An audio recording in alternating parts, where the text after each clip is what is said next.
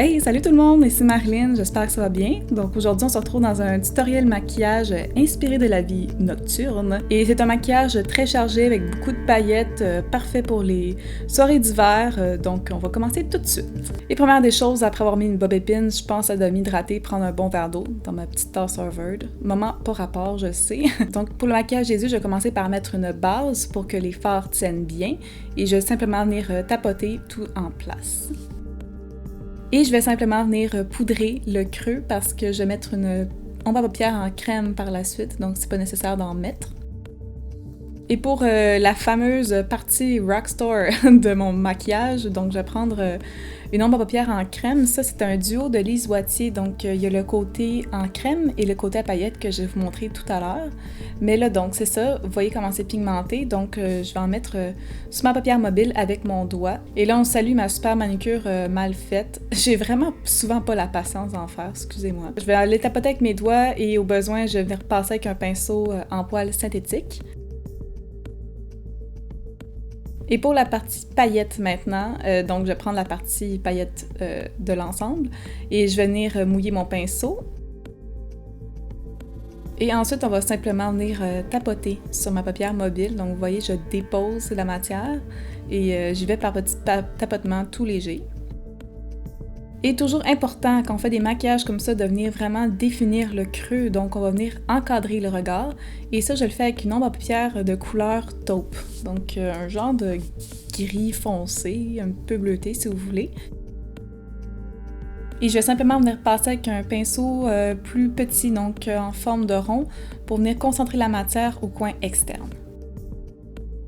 Et pour avoir le super œil de chat charbonneux comme on connaît tant, je vais venir passer avec du noir. Donc avec un pinceau qui est vraiment encore plus petit, je vais simplement venir dans le coin externe, donc vraiment faire une espèce de V. Comme vous voyez, je vais redéfinir encore mon creux puis mon petit coin externe. Là. Ça fait vraiment compléter le regard. Et je vais simplement venir estomper par la suite, très important. C'est le retour de mon obsession avec la couleur blanche, donc je vais simplement mettre dans mon coin interne, vous savez que ça agrandit beaucoup l'œil, donc c'est ça, j'en mets avec un tout petit pinceau mince et au besoin, j'en remets sous la carte sourcilière si c'est pas déjà fait. En passant, j'ai déjà fait mes sourcils, donc je vais mettre le lien en barre d'infos pour ceux qui veulent voir comment je fais. Et donc je prends un crayon à yeux noirs et je vais simplement venir mettre ça dans la muqueuse intérieure de l'œil. Vous pouvez également en mettre au-dessus. Moi, je l'ai faite, mais oups, j'ai perdu un fichier. Et là, j'emploie mon nouvel eyeliner, je pense, quasiment préféré. C'est celui de NYX, je pense que vous l'avez déjà vu quelques fois, mais donc, c'est d'une pointe assez mince et de couleur mate. Donc, je viens simplement venir définir mes cils avec ça.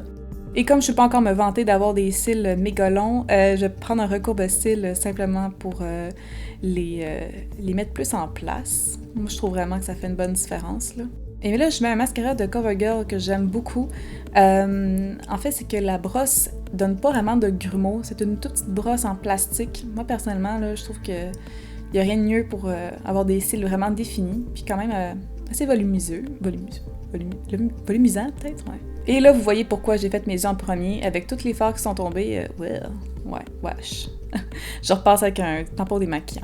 On est déjà rendu au teint, donc je vais prendre un cache-cerne en crème et j'en mets dans les zones que c'est nécessaire, donc sous les cernes, dans l'entour du nez, sur les boutons. En passant, je fais pas ça tous les jours, là, pour ceux qui se demandaient. Là, je le fais dans des gros maquillages comme ça de tutoriel, mais non, là, j'encourage pas quiconque à faire ça nécessairement tous les jours. Là. Je pense pas que c'est ce qui est le plus bon pour la peau.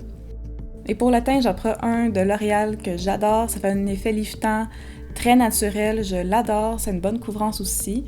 Donc, j'en mets au dos de ma main et je vais prendre mon pinceau à fond de teint pour ça. Et je commence toujours au centre du visage parce que c'est là que j'ai le plus de rougeur et j'ai besoin de plus de couvrance. Et par la suite, je fais des mouvements vers l'extérieur pour le reste de mon visage, toujours en tapotant. Évidemment, on vient poudrer ça, hein? Donc je commence avec un petit pinceau pour le bas de mes yeux et je vais faire un gros pinceau pour le reste de mon visage. Pour la partie contouring, je vais prendre une palette de Sleek Makeup que j'aime beaucoup, surtout pour voyager, elle est super pratique. Donc je vais aller définir le creux de mes joues avec un pinceau angulaire.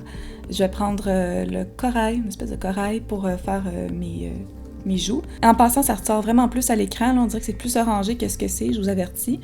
Mais voilà, je fais des petits mouvements avec ça. Et je vais prendre le highlight pour définir mes pommettes. Et je trouve qu'il n'est pas hyper pigmenté, donc je repasse un petit peu avec mes doigts pour celui-là. Parfois, c'est un petit truc pour augmenter la pigmentation d'un fard. Maintenant que je suis passée avec la poudre puis le cache-chaîne en dessous de mes yeux, je vais pouvoir repasser avec mon maquillage des yeux.